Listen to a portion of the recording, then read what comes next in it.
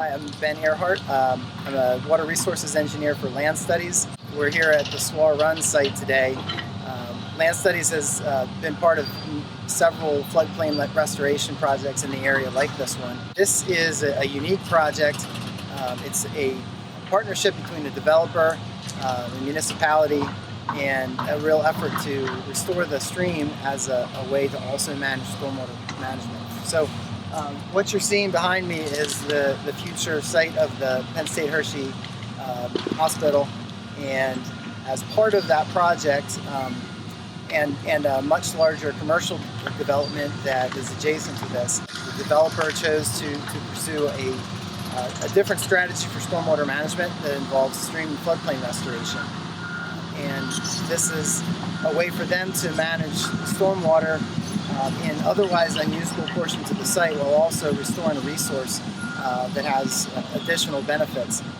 The township has a requirement to reduce sediment loading in Swarr Run in the Little Conestoga watershed, and so this project will do that significantly, and the township can benefit from that as well. So it's a partnership between the township and the developer to approach things in a different way, and we'll show you how that sort of comes together as we walk through the construction site today.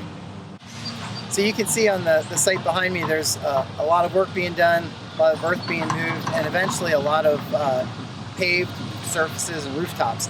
And when the rainwater hits those surfaces, it's going to run off. And in a wooded situation or a lawn, you would get some absorption into the ground and less runoff.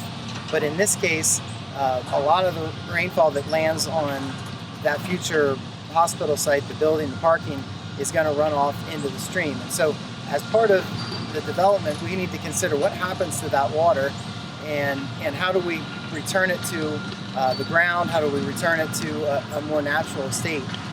There will be some stormwater controls on the site that will manage some of the runoff as it comes off of those roofs and parking lots.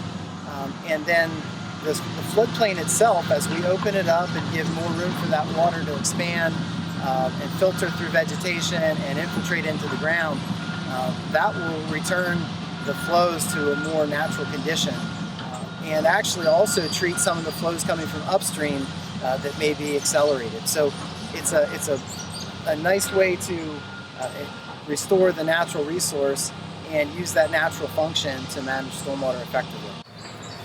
We're in a portion of the restoration site that hasn't been touched yet, so this is what some of the reach looked like before construction started.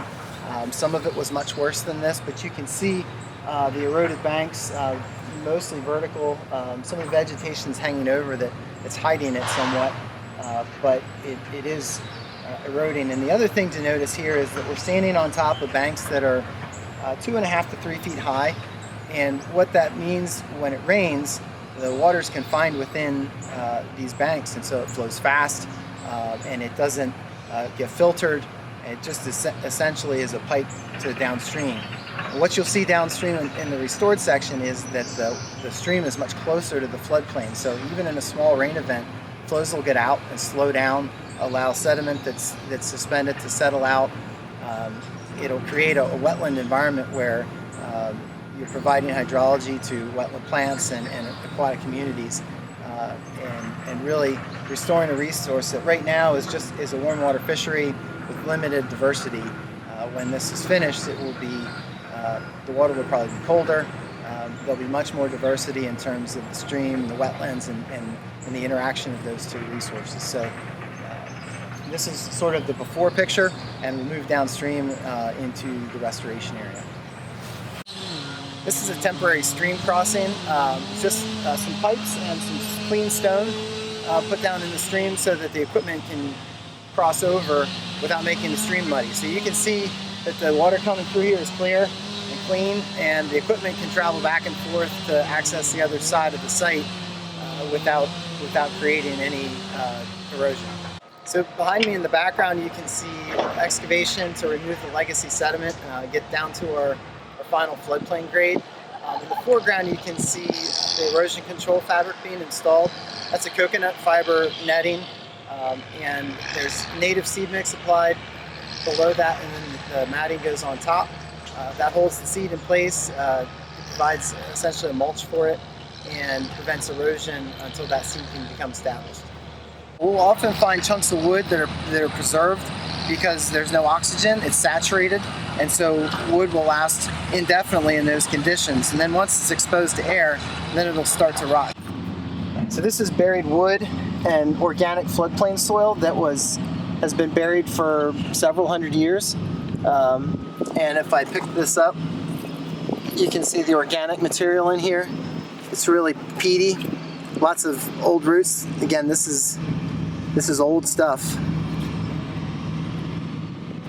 And so this was covered over with several feet of legacy sediment.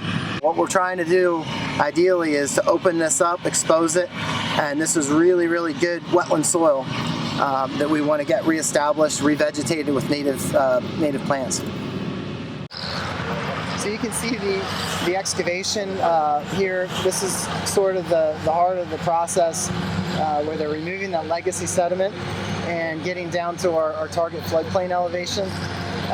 So the excavator's digging out the material, they're loading it out and hauling it to a different part of the site. We're also burying some woody debris in here.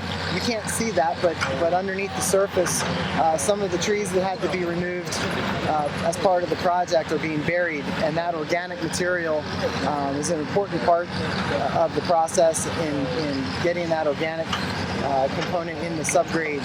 You can see the channel here to the left. We're not relocating that portion of the channel, but downstream we'll show you some of the relocated channel that we constructed earlier. So here you can see the finished product of the floodplain and the new channel. So this is a pool and riffle that we constructed. It's a smaller channel than you see upstream in the unrestored condition. It's also much shallower, so these banks are only about 6 inches high, which means that anytime it rains, we're going to get flow out of the channel and into the floodplain where we can get water quality treatment, where we can get infiltration, and that's really what we want. These pools are deep. They're going to tap into groundwater, which is going to cool the water, which is going to increase the diversity of fish species that we can hold here. So this is another pool that we constructed, and you can see the logs sticking out of that. They're buried way back into the bank, but they're going to provide fish cover and habitat. There's logs that are completely submerged in some of the other pools. These happen to be sticking up above the surface so you can see them. This also makes a great place to fish. So there should be some good fishing opportunities. This is a stocked trout stream, so next fishing season, this should be a good place to come.